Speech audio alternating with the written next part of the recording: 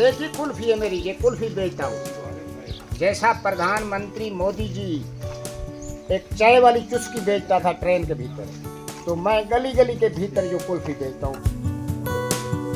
मैं फिर निवेदन करता हूँ प्रधानमंत्री के आगे, एक बार यहाँ भी मेरे गले के साथ गला मिला ले तो मैं सांस निकल गया तो जो भी ख्वाहिश पूरी हो जाएगी। जैसा गुरु गोबिंद सिंह ने कुर्बानी दी थी ना, वो बच्चे चिने गए सी दीवारां आज ओदा ना चलता पे, जो मेरा गला उसे मिल जाऊगा, सांस निकल जाऊगा, कोई गल नहीं, ना चलता रहूगा भाई दिवारां वाक्य पाकिस्तान चढ़ देते आया।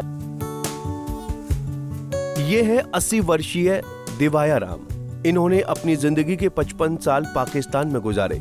1989 की बेनजीर भुट्टो की सरकार में दिवाया राम अल्पसंख्यक कोटे से सांसद थे, लेकिन पाकिस्तानियों के जुल्मों से तंग आकर दिवाया राम 24 साल पहले भारत आ गए और अब फतेहाबाद में कुल्फी बेचकर अपना और अपने परिवार का गुजारा कर रहे हैं।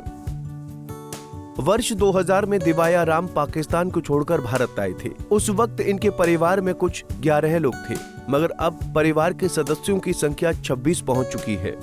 पहलगाम आतंकी हमले के बाद पाकिस्तान से बढ़ते तनाव के बीच दिवाया राम एक बार फिर से सुर्खियों में हैं।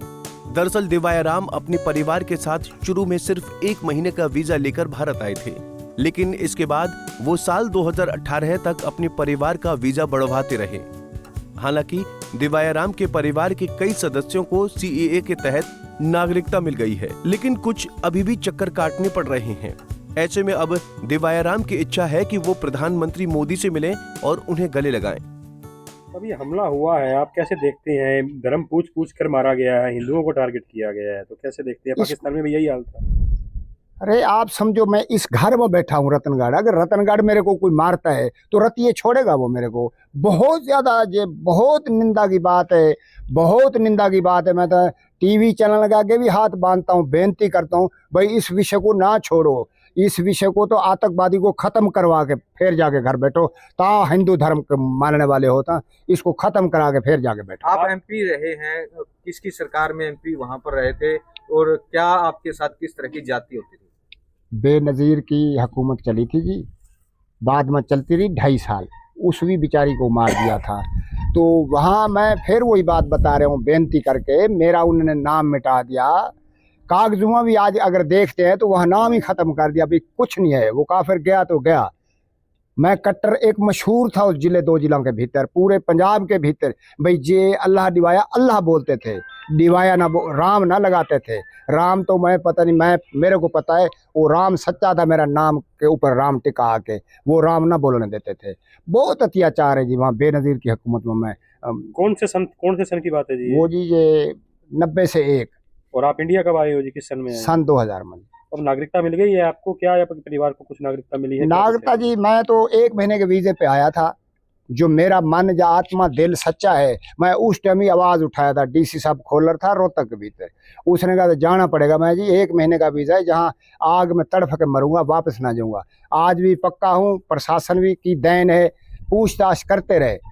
तो एक तो दुख की घटना याद है, अमृतसर तक गाड़ी ले गए थे छोड़ने खातिर, फिर भी CS रहो एसपी साहब था। तो मैं उसके भी आगे निवेदन करता हूँ, कहीं बैठा मेरा आवाज़ सुन रहे तो वो ही दिवाया राम हूँ जो मेरे को कहता था जाना पड़ेगा, फिर उसने गाड़ी वहीं वापस ले आया था जहाँ उठाया था। 500 रुपये भी मेरी बिटिया को 3 साल की थी उसको दे गया। आपको मान्यता कैसे मिली, नागरिकता कैसे मिली? नागरिकता जी ये मिली जो पूरे देश के भीतर मिल रही है या कुछ मिलने वाली है, जो भारत सरकार ने एक CA कानून पास करा तो उसके तहत उसके भीतर आ गया। तो आप अब इलाज क्या आप देख सकते हैं? पाकिस्तान का क्या इलाज करना चाहिए? पाकिस्तान का इलाज तो यही करना है, एक भाई जमाई भाई को भाई नहीं समझता तो बस 2-4 आदमी इकट्ठे करके उसका गला मरोड़ के खत्म कर दो, पाकिस्तान का नाम ही मिटा दे सरकार। जब एक देश है एक ही देश कर दे, आप लड़ते भिड़ते रहेगा भीतर। प्रधानमंत्री नरेंद्र मोदी से मिलना चाहेंगे जी आप? मैं तो जी निवेदन करता हूँ, पत्रकारों ने बहुत तकड़े बड़े बड़े आदमियों को मिला दिया, मुख्यमंत्रियों को, तो एक निवेदन इनके आगे आती जोड़ के करता हूँ, ये मेरा विषय वहाँ पहुँचा दें तो मेरे को एक बार दफ्तर में बुला के ना पूरी तलाशी करके, हो सकता है भाई पाकिस्तान का महिला आदमी है, मेरा अंदर साफ है, जैसा गौ माता है ना कमजोर होती है, शक्ल की माड़ी होती है, कहीं दूध देने वाली ठीक होती है, हिंदू तो सारे आए हुए हैं। मैं निवेदन करता हूं प्रधानमंत्री के आगे, वो बहुत गरीब लोगों से, मेरे से भी गरीब, मैं क्यों अमीर कहता क्यों, एक तो दिल अमीर है, एक जो मैं MP के नाम पे चला गया हूं, तो MP में वहां था, जाना था, खत्म कर दिया कागजा में।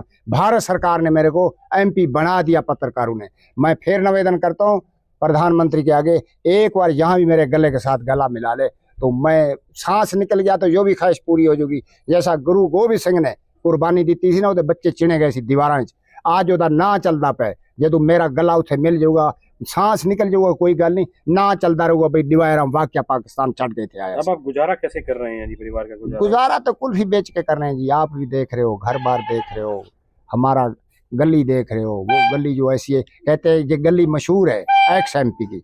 यहाँ मैडम दुग्गल जो आई थी ना घर, 2 बार आई थी। मैं मैडम जी मेरे को क्यों तंग करती है, ये आ गई तू, वो कहती है बस आप आशीर्वाद दे। यहाँ रतनगढ़ के भीतर ना, मैं ये राजनीति की बात नहीं कर रहा हूँ, उसको एक वोट ना डल रहा था। मैं एक बार हाथ बांध के बेनती कर दी, मैं अगर किसी का मन करता है मोदी सरकार ने काम अच्छा करा है तो ये MP बनी थी भी लोग रुसे हुए हैं तो रतनगढ़ के भीतर कुछ वोट डाल दो। उसमें 280 वोट डाला था जी। मतलब मोहनलाल बड़ौली से भी मिले हैं, क्या बातचीत हुई आपकी? बातचीत हुई, उसने गले से गला मिलाया, जो मेरी दुख सुना, दुख के ऊपर उसने बहुत मेरा मन खुश करा। उस रह मैं अभी सब अधिकारी के साथ मीटिंग करके आपका जल्द से जल्द समाधान हो जाएगा। आपको कोई उठाने वाला नहीं है, बस जैसा सच्चा आदमी है ऐसा सच्चा रहेगा, कोई नहीं वापस तेरे को। कितने लोग हैं जी आपके परिवार के? मेरे परिवार के यहाँ 23 लोग हैं, को यहाँ की बेटी बहू, वहाँ के 11 लोग हैं, जो पाकिस्तान के नागरिक बोले जाते हैं ना, वो 11 हैं। तो आपकी मांग अब क्या है? अंत में भी सरकार से, केंद्र सरकार से और हरियाणा सरकार से क्या मांग रखते हैं जी? सबसे मांग तो यही है जी मेरी, अगर कुछ अनाज छोटी मोटी है मेरे नाम की, कोई सर्टिफिकेट कोई रुका हुआ है, एक तो वो जल्द से जल्द भेजे। बार बार वही मांग कर रहा हूँ, मुख्यमंत्री इसको मिला हूँ, चौटाला साहब को मिला हूँ, हुड्डा साहब को मिला हूँ, शीलाध्यक्ष मुख्यमंत्री थी उसको मिला हूँ। एक प्रधानमंत्री जी के साथ एक भी सेकंड की अगर दर्शन हो जाए, बातचीत हो जाए तो उसका मैं धन्यवाद कराऊंगा, बहुत बहुत पत्रकारों के भी, पूरे समाज का। दिवाया राम ने कहा कि मैं पाकिस्तान के सियासतदानों को अच्छी तरह से जानता हूं। वो बातों से नहीं, युद्ध से ही सबक सीखेंगे। इसलिए अब पाकिस्तान का गला मरोड़ने में देर नहीं होनी चाहिए। इस मौके पर उन्होंने ये भी बताया कि उनका नाम तो दिवाया राम था, लेकिन पाकिस्तानी उन्हें अल्लाह दिवाया बोलते थे और काफिर कहकर जुल्म ढाते थे। आपको बता दें कि दिवाया राम ने बीते दिन भाजपा के प्रदेश अध्यक्ष मोहनलाल बड़ौली से मुलाकात की थी, जिसमें बड़ौली ने दिवाया राम को भरोसा दिलाया कि किसी भी हिंदू परिवार को दोबारा पाकिस्तान नहीं भेजा जाएगा।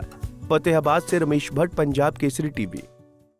हमसे जुड़े रहने के लिए हमारे YouTube चैनल को सब्सक्राइब करें और नई वीडियो की नोटिफिकेशन के लिए बेल आइकॉन को दबाएं। अगर आप ये वीडियो Facebook पर देख रहे हैं तो लाइक जरूर करें और ज्यादा से ज्यादा शेयर करें। धन्यवाद।